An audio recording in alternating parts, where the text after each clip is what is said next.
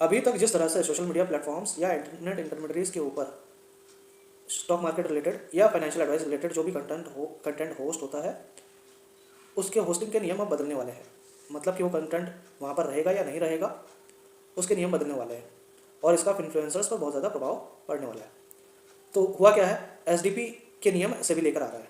सेबी लेकर आएगा एसडीपी के नियम। एसडीपी का मतलब है स्पेसिफाइड डिजिटल प्लेटफॉर्म, यानी कि वो डिजिटल प्लेटफॉर्म जिनको सेबी ने ऑथराइज किया है कि आप स्टॉक मार्केट रिलेटेड या फाइनेंशियल एडवाइस रिलेटेड कोई कंटेंट या एडवर्टीजमेंट होस्ट कर सके अपने प्लेटफॉर्म के ऊपर। तो जो भी डिजिटल प्लेटफॉर्म एसडीपी नहीं है, मतलब कि सेबी के साथ रजिस्टर्ड नहीं है, वो स्टॉक मार्केट या फाइनेंशियल एडवाइस रिलेटेड कोई भी कंटेंट या एडवर्टीजमेंट होस्ट ही नहीं कर सकते।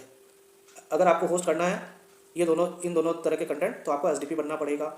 अगर आप एसडीपी नहीं है लेकिन आपने होस्ट किया, तो ये नियमों का वायलेशन हो गया, तो जो भी पेनल्टी वगैरह होगी वो लगेगी।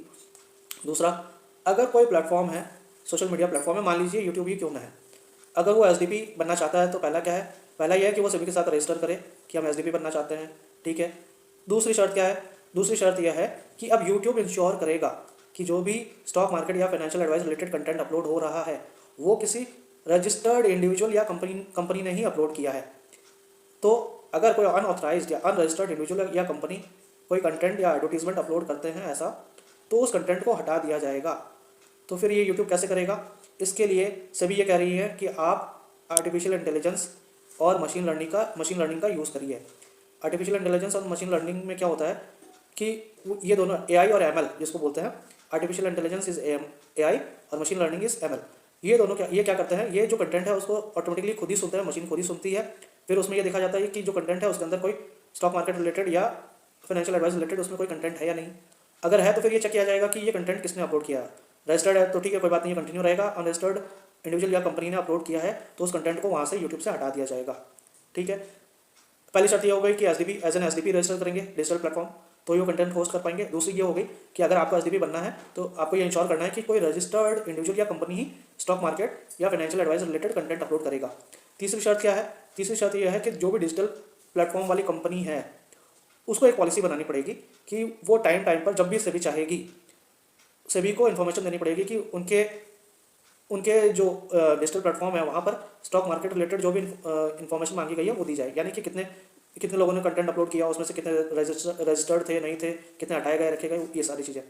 चौथा यह है कि सेबी जब भी बोलेगी, सेबी जो भी इन्फॉर्मेशन या इनपुट उस एसडीपी को देगी, उस इनपुट के ऊपर भी जो सेबी ने इनपुट दिया है उस पर भी एसडीपी को एक्शन लेना है। मतलब कि सेबी ने कहा है कि ये कह देती है कि मान लीजिए वो कोई कंटेंट है और उसको हटाना है, तो वो उस एसडीपी को हटाना पड़ेगा।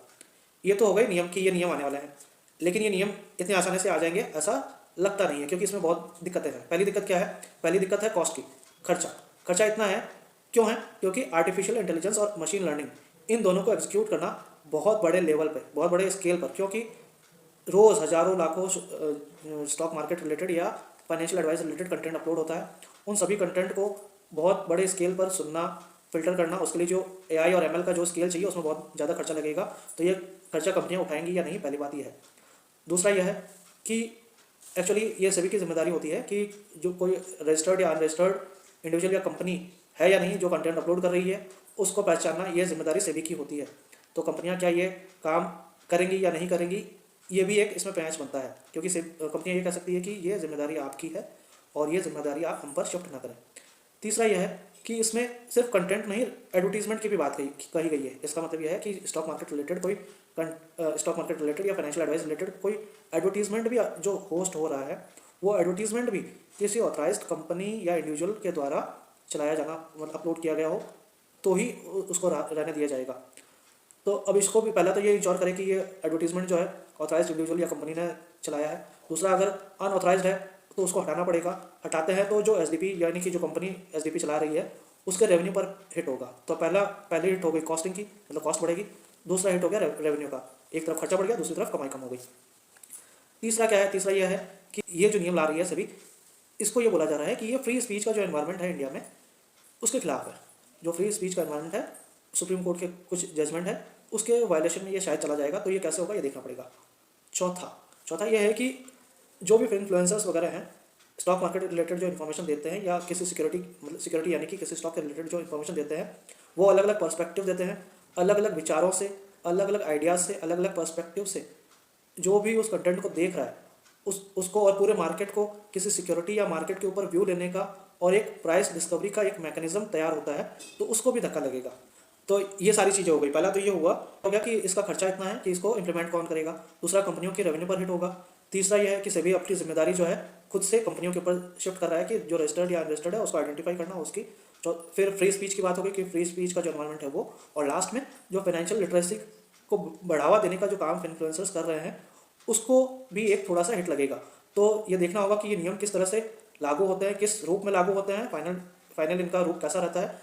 अगर ये अभी जिस तरह से सेबी ने प्रपोज किए हैं वैसे अगर लागू हो जाते हैं तो इन्फ्लुएंसर्स पर, पर्टिकुलरली जो अनरजिस्टर्ड इन्फ्लुएंसर्स हैं उनके ऊपर बहुत ज़्यादा इनका इफेक्ट पड़ेगा।